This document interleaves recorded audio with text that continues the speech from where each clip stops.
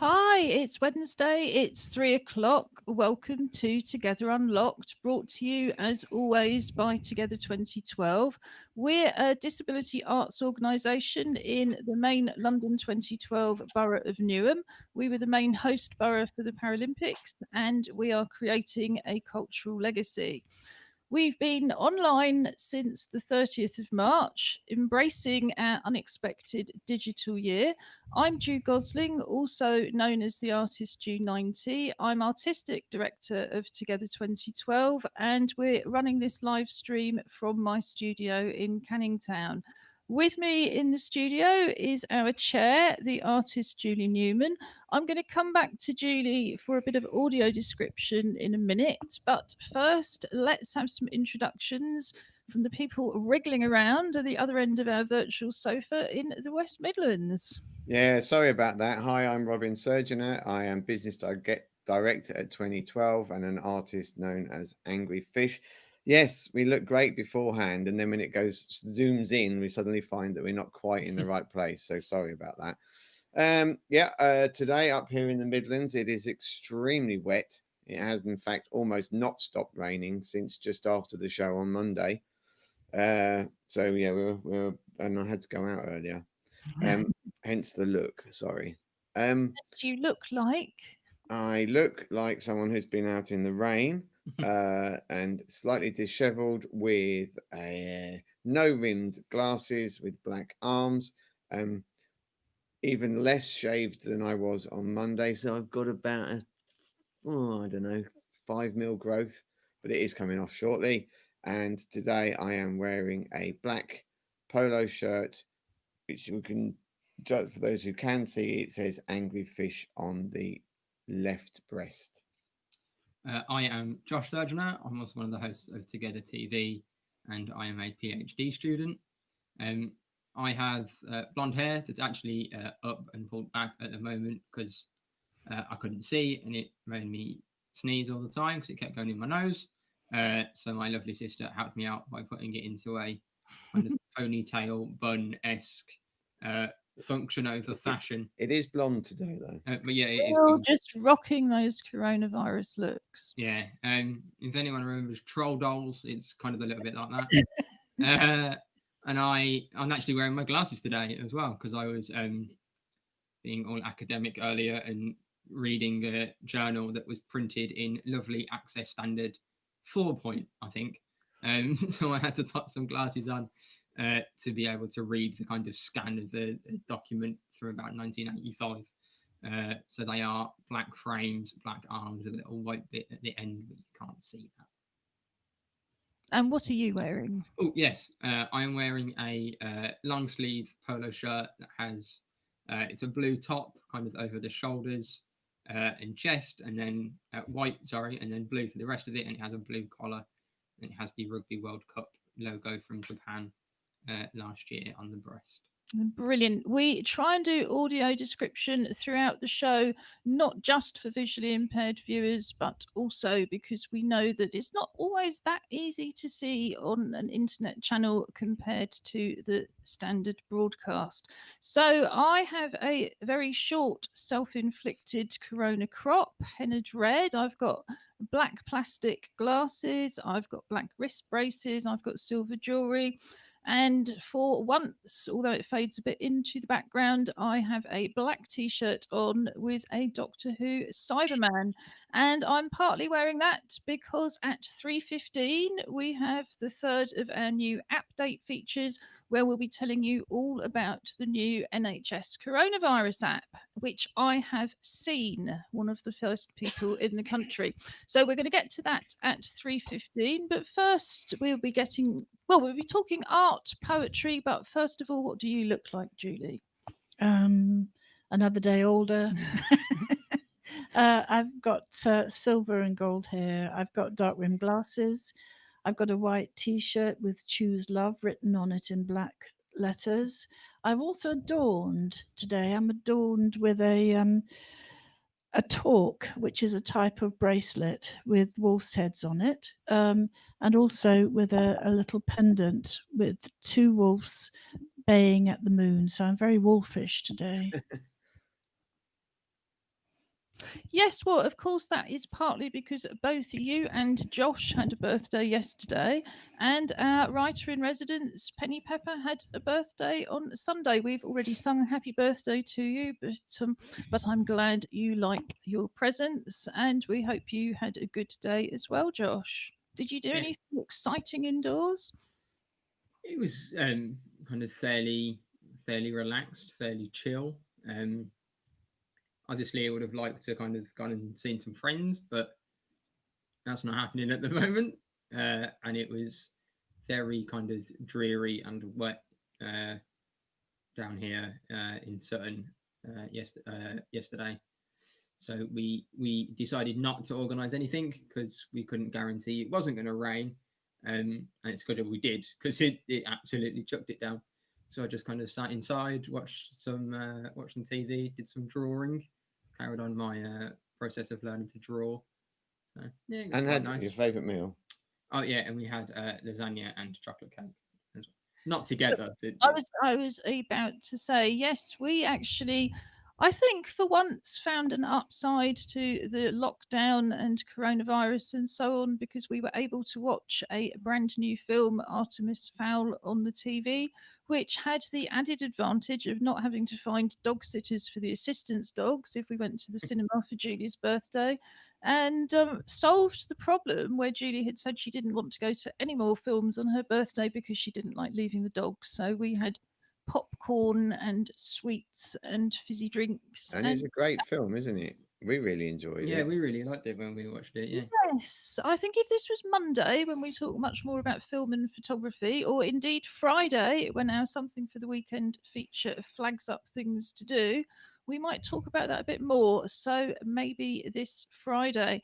In the meantime, we, in more usual times, run a clubs program for disabled people and anybody they want to bring with them. The clubs are all free. They're currently held in East Ham on weekday mornings, and we're doing our best to translate them into an online offer which is open to lots of people, including people who can't get to East Ham and, of course, non disabled people. We have a join in from home program on our website. I'm going to play you a film about that in a little bit. But first, I'm delighted to say that for the last few weeks, we've finally managed to restart one of our clubs, the Pop Up Poetry Club. And the Pop Up Poetry Club is one of the first clubs we started off. We had some initial funding from the People's Health Trust, for which thank you very much. And thank you to anyone who plays that particular lottery. So it's been going very successfully on a Wednesday morning ever since. In more usual times, we would gather around 10:30. We would have a cup of tea or coffee and some biscuits. We serve lots of free refreshments always. We would dip into our poetry library, pick out a random book, go through it when we're having our tea or our coffee, find a random poem and read it out loud to everybody else. Then we might do some breathing exercises, or we might chat, we might learn some performance techniques. But basically, we sit down, we write a poem on the spot, and then we share it. And we've translated that finally successfully with the help of our wonderful clubs team who are funded by the National Lottery. So, another big thank you to them.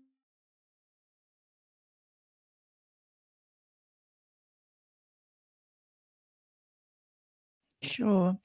Just to clarify, you said we're currently running from East Ham. We're not. No, that was definitely a mistake. Yeah. I do have some aphasia, so forgive me for that. No, it's a phone-based group, being run from all over the place. Actually, Noel, engagement support worker, I think, is running it effectively from Ilford. You're joining in from Canning Town. Our program leader, Alison Marchant, the international artist who leads it, I think, is temporarily out in Essex.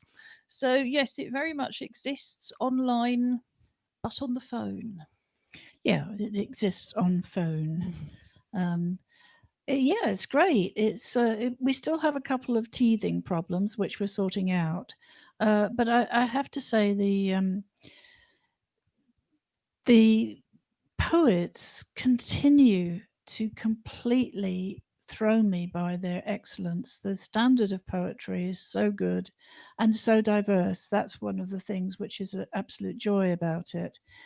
aside from anything, it's lovely to hear people's voices. It's a real treat to be able to take part in a group activity, even if we can't see each other. I get a very strong sense of individual presence.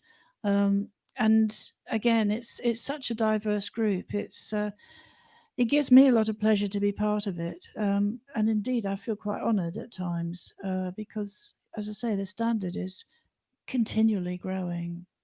But having said that, as with all of our activities, they are open to everybody, and nobody was that great when they started. We've said this before. We have some additional places. You do not have to live in Newham. You don't have to live in Newham to come to any of our clubs. You just have to be able to get there if we're running real life events. But we do have some space for poets. If you're interested, then contact us. I'm going to put some text on the bottom of the screen. You can write to info@together2012.org.uk or tv@together2012.org.uk. We'll pass it on to to the appropriate person. Julie, can you just explain for everybody who's much more digitally connected than many of our participants are how the phone-based group works? Because it's kind of older technology, isn't it? Well, I guess it's effectively just using technology that's been around for a while. It's not so much older because we had to have it designed for us because there wasn't anything out there to use very easily. But Noel acts as a switchboard. He's our engagement support officer, and he contacts people, and he contacts us one by one. And he makes the phone call, and we yes, pay I was for just it. about to say that he calls up because it's analog technology, so it's not done on a computer. So he calls people individually. We go on to hold. There's a bit of music that plays while other people are joining, and then he announces when everybody's joined. And Alison Marchant, who's our program leader, takes over because she leads the poetry club. And she does things like she takes the roll and sees who's there and makes sure that we adhere to the rules of common politeness and don't talk across each other and sort of take our turns. And you have a theme each week, don't you? And the theme this week was movement. It was indeed. And would you mind if I asked you to start, Julie, and read yours? And I believe you interpreted movement in a way that other people weren't expecting. Perhaps, yes, perhaps. I mean, Don't give it away. It's quite an obvious link when you think about it.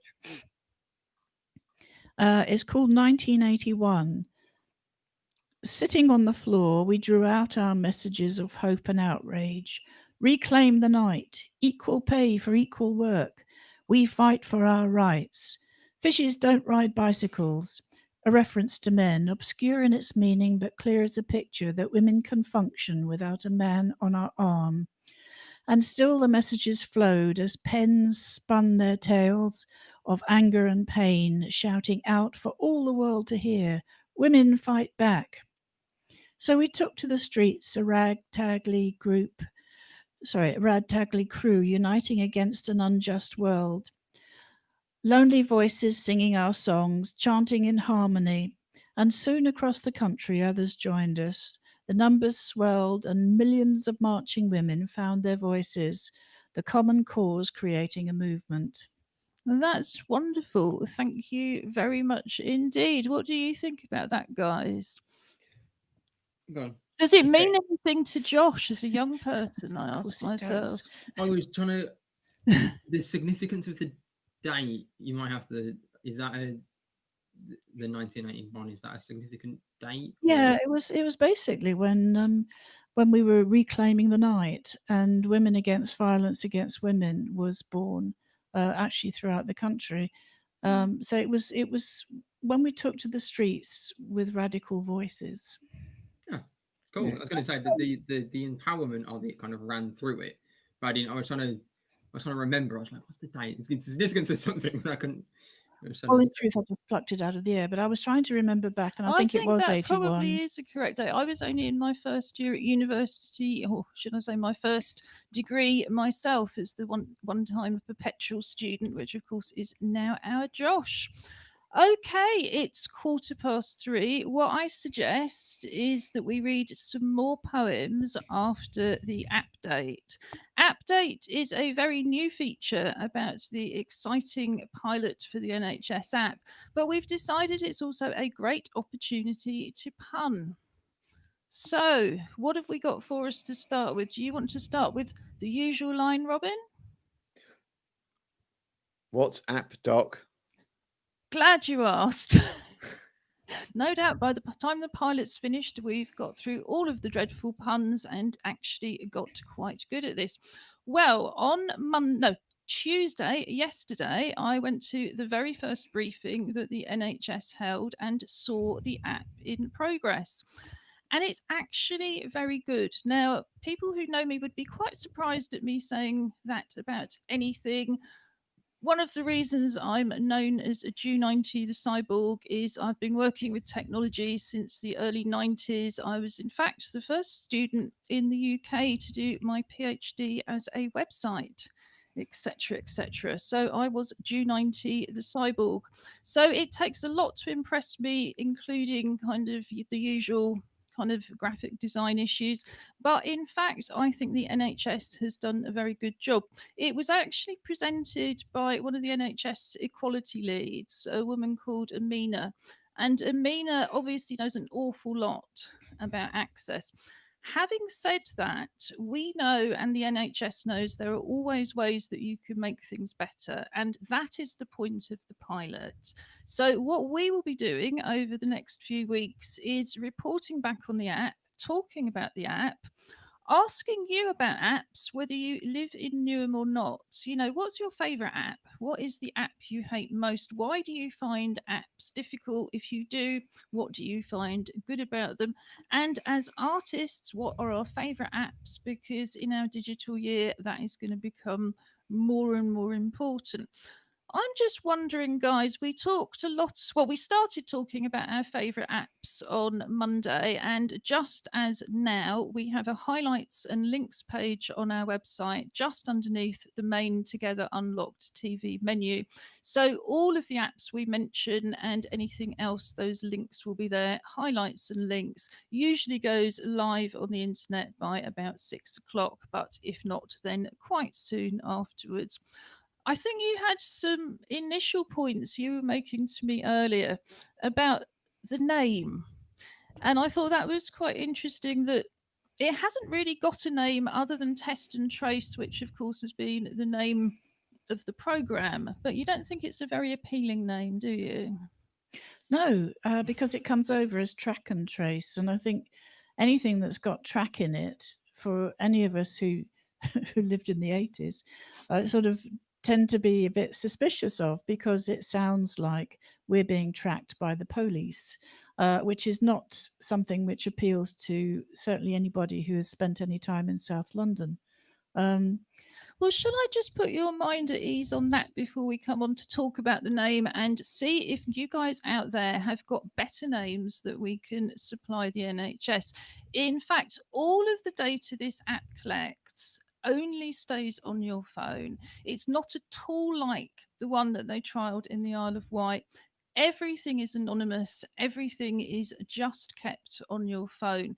The only time the NHS know anything is if you phone them up or contact them some other way and say, I've got symptoms. I think I need a test. How do I do it? And the app makes that really, really easy. That is, it puts the symptoms on the app so you can test them, but you can book that test directly through the app. And I think for anybody like me who spends a lot of time hanging on the phone because we can't use it, or, we know because we talked about this before that all of those systems still need improving. But I think it is definitely a plus. So, do you have any ideas for how it could be named in a cuddlier way by the NHS? Well, Yeah, I'm not sure. I don't think the NHS is particularly cuddly, but especially at the moment. But This is a former nurse we're That's talking absolutely to, of true. course. Sorry, Uh, I didn't mean to insult the NHS by calling it cuddly. no, it's not an insult. I think record and test is one way of doing it, so that you have a record of who's actually signed up, and then you have the opportunity to test and treat. So I just think taking track out of it would be, for me, I think that would give me a bit of reassurance. Well, like I say, nobody takes your data when you download the app. The app is going to be available just like any app through the app stores, Apple, Google, and I imagine anyone else that they can get to carry it. You go to the app store for your particular phone just like you would for any other app and download it. The app store might have a record you've downloaded it, but it's not going to go over to the NHS. So, like I say, the NHS won't have any data at all. The power is very much in, the phone owner's hands, shall we Well, say. I think that's right. But I think it would be appropriate. Oh, I do appreciate the puns, Julie. Yeah. Keep them coming, Uh, please. Not to mention track then, because it's a misnomer. It gives a false impression, and it does create uncertainty. I think I do believe what you say. I think it's absolutely right. Why would you not tell the truth? But at the same time, if you've got something that says track, then your mind starts to go around and you think this, that, and the other, and let's just get rid of it. Well, that is the name of the whole program, and absolutely, let's find better ways. What do you guys think? Well, I've normally got quite a good aptitude for naming things. So I'm working on it. In the back of my mind is crunching away. I'm not promising anything by the end of the show, but if something pops in, Can't believe you didn't say appears. well, I'll That would appease be myself with that then. You had an epiphany. No, that's wrong. That's wrong. That's just wrong. I mean, I think the thing to really focus on is the app is about tracking the virus. It's not about the people. It's not about the people that the virus has hitched a ride on. It is very much about tracking the virus and killing the virus by not giving it an opportunity to breed from person to person. And maybe that is something else we need to focus on as well. Generally speaking, favorite apps, without repeating what we've said previously. Pardon me. I suppose there's a whole range of art apps which are jolly handy. Yes. Now, one of my favourites, and we might talk about this a bit more on Friday. In more usual times, we have an art club on a Tuesday and a Friday, and Fridays is drawing and painting. But for now, I will just say that yes, I actually find the finger painting apps, which are usually free, and the basic drawing apps so easy to use. I've got both my hands splintered, I've got very sore hands and limited control over my fingers, and drawing with my fingers directly onto the iPad is actually, yeah, I found it a really interesting way to take up drawing. So those little apps, which have all been free, I have really enjoyed. Well, Josh is the app king. Yes, what do you? Yeah, I mentioned Audible on Monday, and I said that I don't know how long I've listened to it for. I had a look after the show, and it only tracks it. It doesn't track any of your iTunes listening. It's only on the Audible app, so it doesn't count everything I used before this. But since kind of the middle of 2016, I listened to Audible for about 6 months of time, which is about 4,500 hours. Wow. Yeah, the other ones would be the music app. I absolutely love, and then podcasts as well. It's just called Podcasts. I use those 3 apps probably more than anything else on my phone. Yeah, I do enjoy Spotify, particularly because I hold the business account for Together 2012. One of the things that I think it's important to remember, we're so used to apps. Well, we should be used to apps holding our data and just keeping records of everything we've done right from the start. The NHS app won't, and I think that's really important. It's going to be keeping data that you put into it. For example, one of the features is you'll go to a community centre, you'll go to a mosque, you'll go to a church, you'll go to a pub. Instead of having to fill in some boring form to say you've been there, all you'll have to do is point your phone at their barcode poster, and your phone then knows that you've been there. But that data won't be kept for more than 14 days.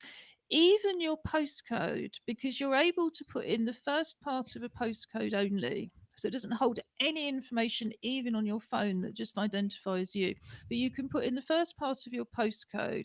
That only lasts for 2 weeks, but it tells you in that postcode what the infection rate is.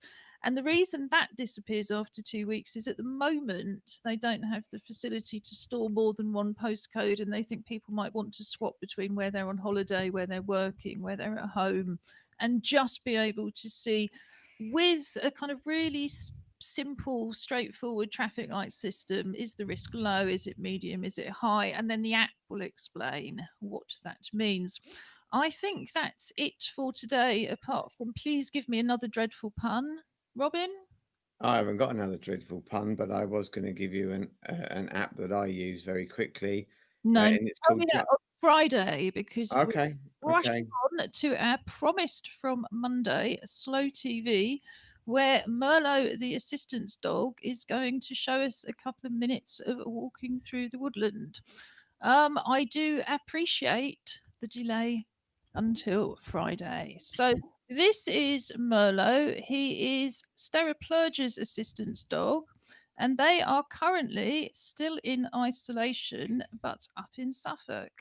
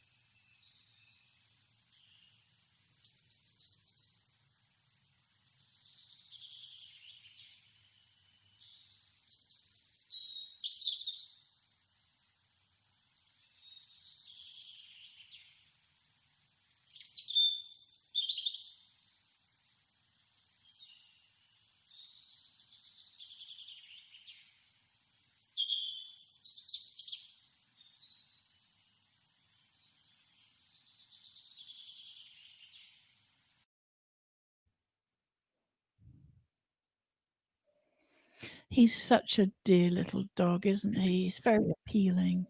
He is very Appealing. He is very appealing, and that is Slow Television. This month we've been talking quite a lot about nature photography and filming that you can do from home. And that was kind of an extension. We always have a virtual nature watch on a Wednesday, usually hosted by Julie's dog. So we've seen my backyard over and over again since the beginning of April. Quite transformative, but my goodness, it's nice to get into the woodland. If you have your own footage or your dog's footage of some lovely natural world stuff going on outside your window, please send it in. We would love to show it. That film will be available on our highlights and links page, along with our app date feature and anything else we mention. Would it be porridge as opposed to footage? Porridge. Well, it might be. I'm not actually keen that the entire show deteriorates into appalling puns because we do want to have some viewers. If you're punning, please let us know. In the meantime, let's have a look at the rest of the poems from this morning's Pop Up Poetry Club. This is Pizer Malik, who, like Steraplergia, who owns Merlot, is a member of our associate drama company, Act Up Newham. They're taking a 2-week break, and then we will have their usual weekly contributions again. So, Pizer Malik, thinking ahead. I often be on my own, alone. I realise I have brittle bone, one aspect of disability that is me. Dreamingly ambitious, alert and cautious of what I hear and see, for what I want to be, I keep on thinking and start imagining. Where will I be with this disability? Will I fit in the community? Can I make any plan or program? For now, I'm just a community ma'am, trying to stay as a caring and loving, with all my contacts who are always supporting to help me cope with life in the future. I keep thinking and looking in the mirror. Thank you, Pizer. And Pizer is actually a complete dynamo. Robin, I think you have one by Duncan Bridgestock to share next. I do indeed. Another wonderful looking poem from Duncan, simply titled Movement. Movement is the title of a worn 1963 vinyl LP by Jamaican freeform pioneer saxophone genius Joe Harriott, 1928 to 1973. From a charity shop in Salisbury in 1981 when my dad gave it to me. I was 19. Joe's nimble fingers operating the complex system of levers and keys of his axe. The lacquer of his Selma alto saxophone was peeling. But oh my, he played with such feeling. An immediacy on his sax. No need for a fax. He was more than a clone of Charlie Parker, his hero known as Bird. Had flown in 55. He'd very obviously paid his dues, and it came across on his blues-drenched sax. The critics didn't turn their backs. R.I.P. Joe Harriott died aged 45 in 1973 on my 11th birthday. On his tombstone it says, Parker, there's them over here, can play a few aces too. Brilliant. Thank you so much, Duncan. All of the poems that we read out today will be on our highlights and links page. Julie, I think you have one from our club's programme leader, the international installation artist Alison Marchant. I do indeed. And Alison has a particular style of work whereby she takes extracts of other people's writing sometimes. She did it with Virginia Woolf and created a whole book like that. This is an extract from another poet, and she's taken it out and given it her own Alison Marchant twist, which is wonderful. Heavy gusts of wind swirled through the trees and scattered leaves before her. Inside, she bustled across the room to close each shutter, stirred the fire, a ribbon twisted and fell into curling, spinning ripples. Thank you, Alison. Yes, that's great. I mean, I remember Alison writing some poems. We always have extra activities in the summer, partly because other people close down and partly because the summer is a fantastic time for the arts. And we had a month-long residency in Memorial Park, West Ham, a few summers ago, and Alison listened to all of the sounds in the park and wrote them all into prose pieces, and then they were printed out on signs and we planted them all in the beds. So that was just one of the really interesting things you can do with poems. We had a whole tree actually, which we also tied poems to. The Japanese have got a tradition of poetry trees. And with them, everything's beautifully done on fabric and it's, all looks wonderful tied to the cherry trees. But we had some ornamental cherry trees in the park and we laminated poems and hung them up with fishing line. and it was all very successful. So I do look forward to what Alison does with her poems, but it's always important to remember there's all sorts of ways you can do, things you can do with poems beyond just reading them. This is Taylor Henville, Garden Observations. The cat surveys the garden, patrolling along the fence, jumping on the shed, crouching in the grass, slinking through the clothes area, stretching on the deck chair, tapping their claws against the metal. The flies swerve, duck, and zoom, hovering by the garden door, bashing against the mesh screen, locked out of the house. And the birds sit quietly in the tree, taking in the scene, except for the occasional gust of wind that makes them chirp, coo, and sing. I mean, I thought that was a beautiful poem about movement. Thank you so much for that, Taylor. So, what I'm going to do next is just put on a short video to tell you more about the Join In From Home activities, and in particular, the poetry activities that you can join in from home.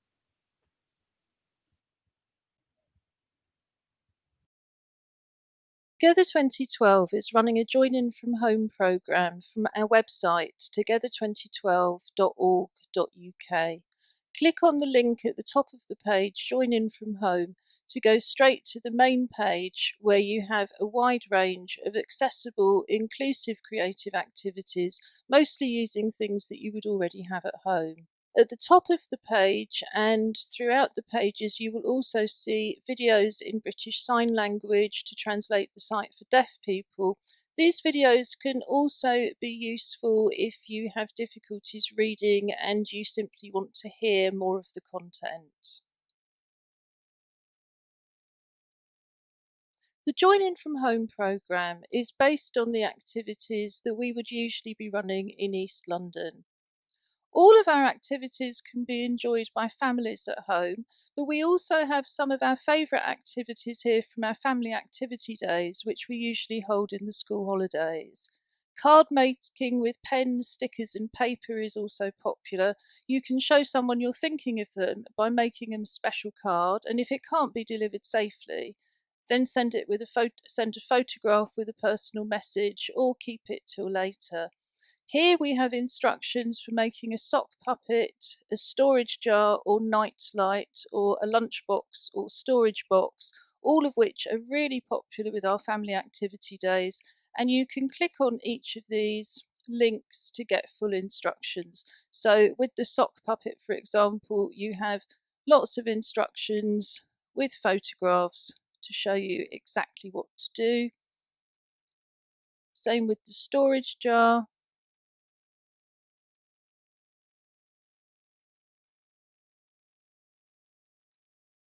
And same with the lunchbox or storage box. And you can see how effective it is just to use very, very simple techniques.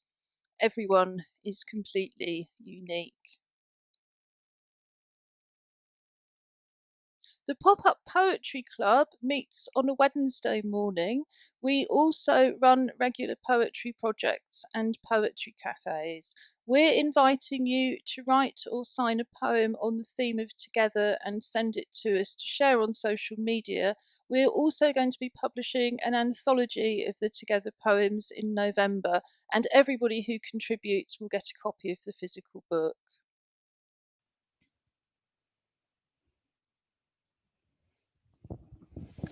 And now it's time for our Clockwork Paralympics and our contribution to the International Teddy Bear Hunt. The Teddy Bear Hunt is linked to Sir Michael Rosen and his Going on a Bear Hunt book. I don't know all of the ins and outs, but when lockdown started, the idea was that everybody tried to contribute to the bear hunt, so that if you're a young person out on exercise, you can see teddy bears in the window to hunt down. And if you're not able to go out or you're running a virtual activity, you have one online. The surgeoners appear to have a real teddy bear for once, which is great because quite often another soft toy comes in and masquerading as a teddy bear just because it wants to get on the TV. There appears to be another one hiding. Do you want to give us some audio description and tell us the name of this bear, Robin? Okay, so this bear is going to be known as Goldie for obvious reasons because he's a medal winner. It's quite a nice bear actually. It's very soft. It's a proper teddy, in a kind of golden syrup color almost. Actually, it's very attractive. I mean, almost edible, but probably not. And he has a Union Jack on his foot because he Union represents. Because It's he not on a boat. It's a Union flag. Could you stop arguing till after? he is on a boat. Look, and it's a Union Jack, and he has to show he represents the United Kingdom in the Teddy Bear Olympics. Or indeed, in this case, the Clockwork Paralympics. So we are going to race Clockwork Toys to see which teddy bear gets need to to wear introduce gold this medal bear. this week. And I'm going to, Right, Julie. yes. Don't worry, the bear is going to be mentioned in full. Excellent. So we've got a rotating competitor come out this week. We try and change competitors each week, but that's not very appropriate to try and get another toy in when we can't audio describe it. This poor teddy is never going to get a chance. No wonder Julie was so concerned.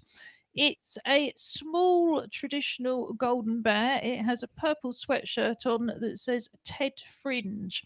It comes from the Edinburgh Fringe, and I just wanted to remind you, as we have said with something for the weekend previously, there's a big virtual Fringe festival taking place at the moment. There are literally thousands of different shows that you can stream, watch online. If you're an artist, there is also a wonderful virtual Fringe Centre which you can access whether or not you've ever registered for the Fringe. Both those links will be up. Which medal are you playing for this week? Birmingham 2022, London 2012 have our usual gold plastic London 2012 medal, which was No. given to local volunteers. We have a Swim Northwest medal today. Para Swimming Northwest. Yet another real medal, I take it. Yeah, it is.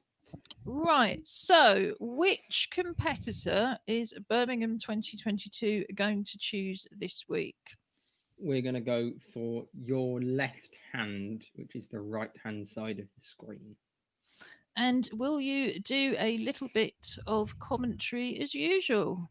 We shall. Okay, here we go. This week's Clockwork Paralympics. So we have our two competitors ready to go. We have Oh, green off to a on the quick right start hand there. screen, orange on the left hand side of the screen. And orange appears to be staying straight so far. Green Yes. appears to have taken a slight detour to the food hall of the Clockwork Paralympic Village. He's gone to get himself a sarnie because he's run out of energy. So it is an absolute trouncing this week, and I do believe it will be London 2012 that is going to be taking. Yes, the- congratulations, London 2012. Yes. We are always magnanimous in defeat. You very rarely get defeated, let's face That's it. why we can afford to be. But on the plus side, we were first in queue, first in line for lunch. So, you know. Yes, and never argue with Paralympians. That's I've what only got I one hand, say. thank you.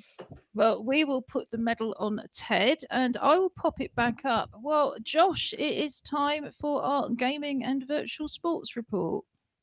Yes. So the first thing I wanted to talk about on gaming kind of links back in a little bit to update around casual games or kind of games that you just play for 5-10 minutes, while you're waiting for your hospital appointment or the bus or whatever.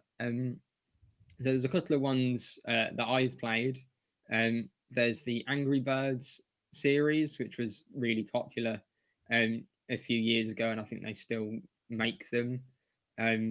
which there you have a slingshot. There's a hard fought war between birds and pigs in this world, and they kind of the pigs build structures, and then you have the birds slingshot themselves at the structures, and you have to knock it down and pop all of the pigs. Don't think about the physics of it too hard, but they're quite good fun, and they've made kind of tiny spin-off ones. So there's a Star Wars themed one and things like that, that are really good fun. I'm pretty sure they're all free, those apps, or they used to be. And then there's another game called Peggle. There's the one that I've played is Peggle 2, which is, if you imagine those, you used to get them in, you kind of drop a coin and it bounces off all the, what's that game called? Anyway, there's a series of pegs anyway, and you have to shoot a ball bearing and then you dance them all off and then they disappear. Bagatelle. If you say so. And that there's an iPhone, or there's a mobile version of that game that I think is free, that has, I think you get kind of 5 lives. So if you fail, you lose a life, and then over time you get new lives. Or if you do have a games console, there is kind of an Xbox version of it. It's a paid game. It's not very expensive. It's a paid game, and then that you can just play to your heart's content. There's no kind of life limit on that. And then the final one was a game called Plants vs Zombies. Again, these are kind of the older games, but I thought they kind of tie in quite nicely with the new update segment.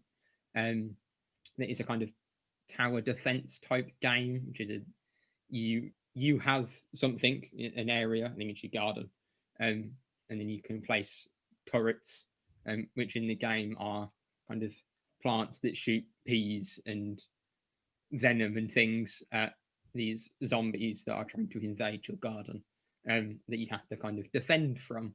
And again, they're just kind of really simple ones that you can pick up, play half a game of, leave it, come back, and it'll still be there. And they're just good fun. And I think sometimes they can be quite cathartic, can't they? I mean, I was hardly surprised to see that depression among adults has doubled over lockdown and everything that's come since. But yeah, sometimes there's something quite liberating about just shooting something down that is not the slightest bit real. So, it's not violent, but it is cathartic. What else is happening in the world of sport? Yeah, so in sport, flagging up that next week Netflix are releasing a film documentary called Rising Phoenix, which is coming out on the 26th, which is a week today, I believe, which is kind of the story of the history of the Paralympic movement, which is being released to coincide with, well, when the original 2020 Paralympics should have happened. So that looks kind of really, really interesting. There's some British Paralympians in there, and then kind of a couple of high-profile Paralympic names from around the world. Yeah, talking about how the Paralympics developed, kind of the history of the movement, and it looks really exciting. It looks really interesting, and actually, it's something that Netflix themselves are kind of pushing and advertising quite hard. I've seen quite a lot of promo stuff for it, and I think it's really, really good. That it is getting kind of pushed on their mainstream social media, is that they're advertising all of this work they're doing around disability. And I think is really good that it's not just in a subset kind of Facebook group somewhere that's like, oh, have you seen this? Which is good. Yes, and I think it's another illustration of how much crossover there is between sport, art. Well, sport is culture, but I think the films about sport are a whole kind of, well, yet another thing, aren't they? You've got the drama and the spectacle and theatre of sport, and then you've got all of the kind of media related and arts type creative related jobs and the design jobs and so on. But yes, it's just these kind of The films I think are fascinating, and I've seen on Netflix, which I think is it's certainly nothing is affordable if you're on Universal Credit, but otherwise I think is quite a kind of relatively good subscription, certainly compared to anything like Sky. They seem to have more and more documentaries about both sport and the arts. Have you noticed any others? Because I'm Um, hopeless with names. yeah, Netflix has got quite a few sport documentaries on all sorts of things. They have a series called I think it's This Is Us or Last Chance You. There's Amazon and Netflix both have sport documentaries, and I can't remember which one's on which platform. Um, but they kind of follow sports teams for a year. Netflix put out something called Cheer earlier this year, which was, I mean, when it came out, it was massive. Which is a series of followed a cheerleading squad in the US that was really, really interesting. I mean, there's lots of really, really good sport films that even if you don't really like sport, the stories are told in such a good way. I think maybe we'll talk about that next week. We've got a little bit more time. But yeah, there's some incredible stories. The final thing I wanted to hit on, we've talked a lot about sport coming back, and we've talked a lot about able-bodied sport returning. I just wanted to give a quick congratulations, I guess, to Simone Barlam, who's an Italian para swimmer, who was racing last week at the kind of Italian national championships that have been running, all kind of distance and things, hopefully. But he got back in the pool and set 3 new world records. So he's It's doing all right through in lockdown, I guess. But para sport is coming back as well. It's not just able-bodied sport. Para sport and disability sport is starting up again, which is And I good. think it's testimony because for anybody who doesn't know, our very own surgeon as well, Robin is a Paralympian and of many times over, and you both coach elite swimming, and you've had to do everything without water. And if somebody can come back after not swimming Mm. for those number of months and set world records, it just shows the quality of what you guys are doing, and that none of us should despair when we finally get to the Olympics and Paralympics. People are still managing to find ways. And that's really a kind of continual theme, isn't it? We are flexible, creative people. We can cope.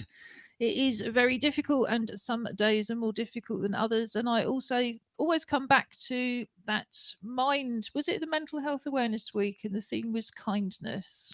And Robin said quite philosophically, we have to start with being kind to ourselves. And I think that's kind of continued to be a really important message. And I think it's going to be an important message for time to come.